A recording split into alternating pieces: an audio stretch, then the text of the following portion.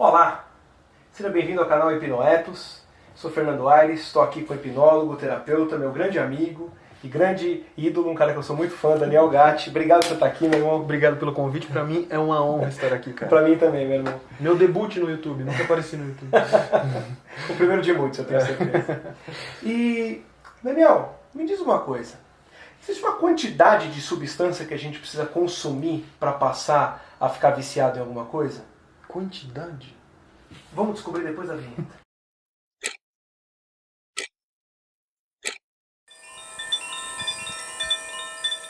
Fala, Daniel, tudo bom? Tudo bom, Fernando? Tranquilo.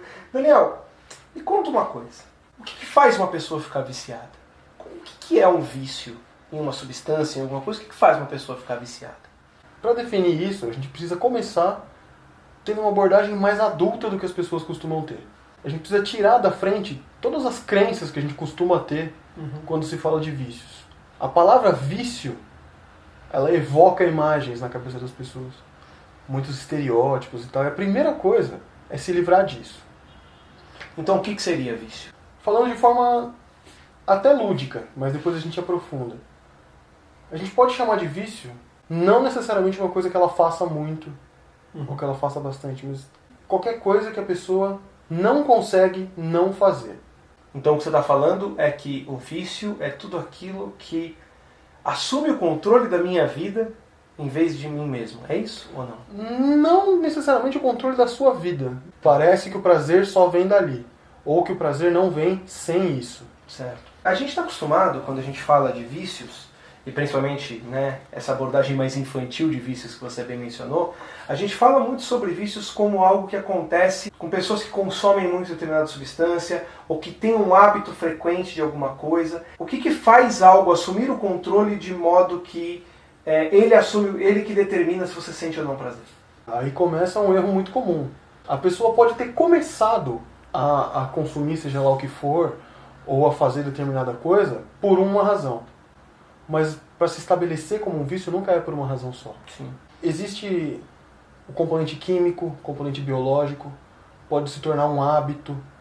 A pessoa pode criar uma dependência que se não for biológica, pode ser emocional. Nunca é só por isso que se torna um vício, que se torna isso que essa pessoa não consegue não fazer. Também não existe uma relação com a frequência de uso. Existem pessoas que têm hábitos frequentes ou até consumos frequentes de substância que preservam sua funcionalidade e preservam seus eixos de prazer determinados. Sim, isso é uma coisa que é o que a gente chama de uma das verdades inconvenientes sobre vícios, né? Existem pessoas que estão fazendo uso de qualquer tipo de substâncias aí, recorrentemente, frequentemente, e estão por aí trabalhando, estudando, se relacionando. E é por isso que eu falo que a gente tem que ter uma abordagem adulta. A gente precisa lidar com as coisas como elas são. Não que hábitos frequentes não possam ser tratados também, se é uma coisa que incomoda a pessoa que procura a gente. Mas não necessariamente caracterizam um vício. E eu acho que você faz um recorte interessante, porque são hábitos que incomodam a pessoa. Né? Muitas vezes esses hábitos frequentes e essa estigmatização do viciado como alguém que faz consumo frequente de substâncias incomoda mais outras pessoas do que ele mesmo. E prestando atenção nisso, a gente percebe como as pessoas até fazem uso errado desses termos, viciado. Por exemplo, tem uma pessoa que assiste muito uma série de TV, ou que assiste muita TV, ou que fica muito na internet, e as pessoas falam, nossa, é viciado nisso, é viciado naquilo. A pessoa pode ser viciada em todas essas coisas, mas não necessariamente porque ela tem esse hábito recorrente, ela é uma viciada. Esse uso errado desse termo viciado, desse termo vício, atrapalha bastante a compreensão das pessoas. Eu prefiro usar adicto porque eu acho que é um termo mais amigável. Não existe uma única técnica, um único jeito, uma única abordagem que possa resolver qualquer questão. Agora, existem abordagens que são equivocadas, assim, por assim dizer, para atingir. Que tipo de abordagem que normalmente as pessoas seguem que tem problemas no tratamento de vícios? A pessoa pode ter começado a utilizar qualquer substância ou a fazer qualquer coisa, ou comer de determinada forma, ou até mesmo tem gente viciada em exercício, existe isso. Claro. A pessoa pode ter começado com isso por um motivo, mas para se estabelecer como um vício, como a gente já falou, se estabelece por várias razões. O fator químico, fisiológico, biológico mesmo. A pessoa cria gatilhos ou âncoras espontâneos. se torna um hábito, tem vários fatores emocionais relacionados àquilo. Tem uma crença muito comum de que usando técnicas de hipnose você pode ressignificar o primeiro momento em que a pessoa consumiu determinada substância, o primeiro momento em que ela teve vontade, a primeira vez em que ela fez determinada coisa, e se ressignificando esse momento, a pessoa passaria a não ter mais nenhum tipo de dependência. A gente poderia até classificar isso como um mito da hipnose. Mas eu acho que mito é até um nome singelo, porque eu acho isso muito perigoso. Inclusive, eu acho que isso demonstra um profundo desconhecimento do que é um vício. Você sabe por quê?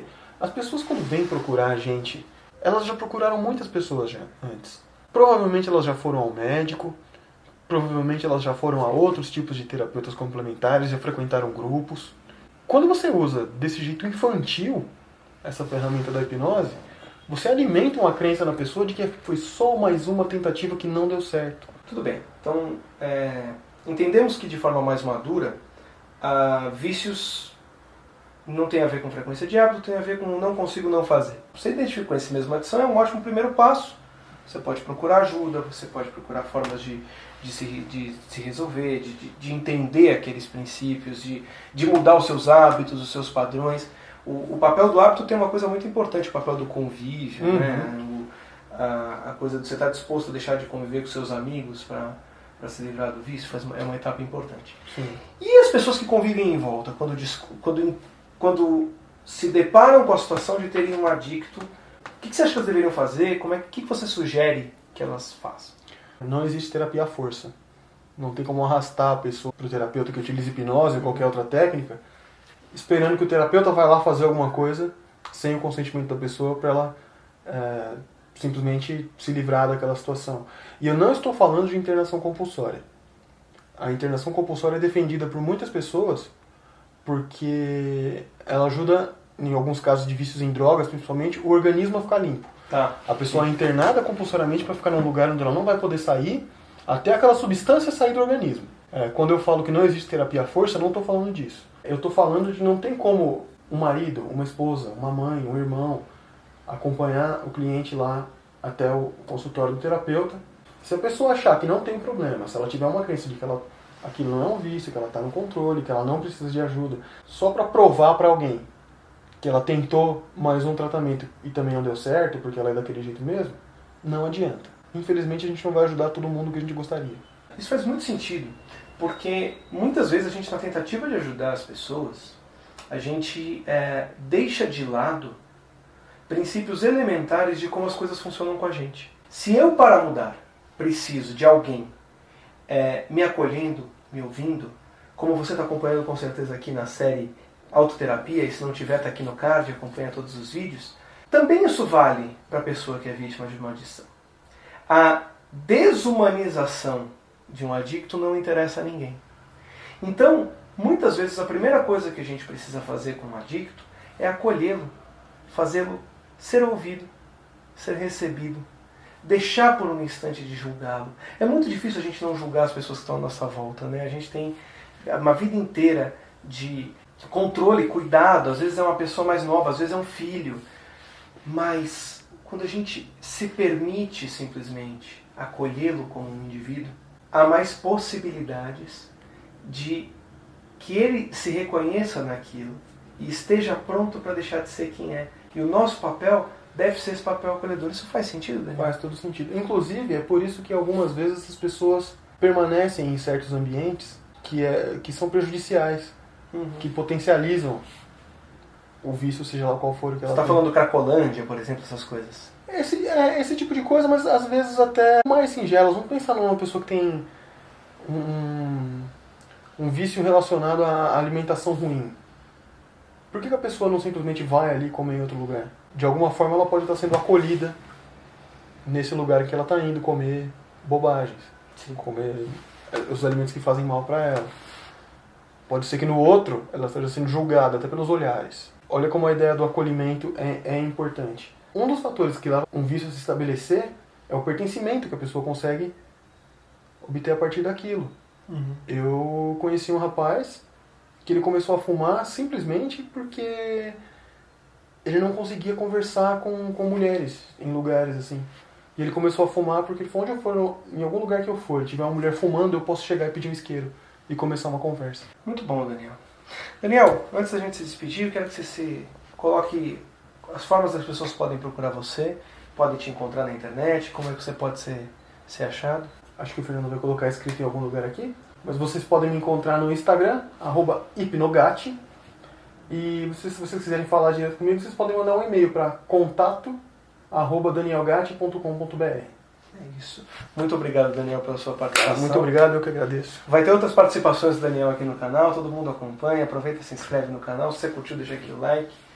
Um grande abraço e até o próximo vídeo. Tchau, tchau. Se você gostou desse vídeo, clica aqui no like. Se quer ter mais informações sobre como você pode melhorar a sua vida, aprender mais sobre a sua mente, como você pode ter uma vida mais congruente, se inscreve no canal, me acompanha nas outras mídias sociais. Um grande abraço e até mais!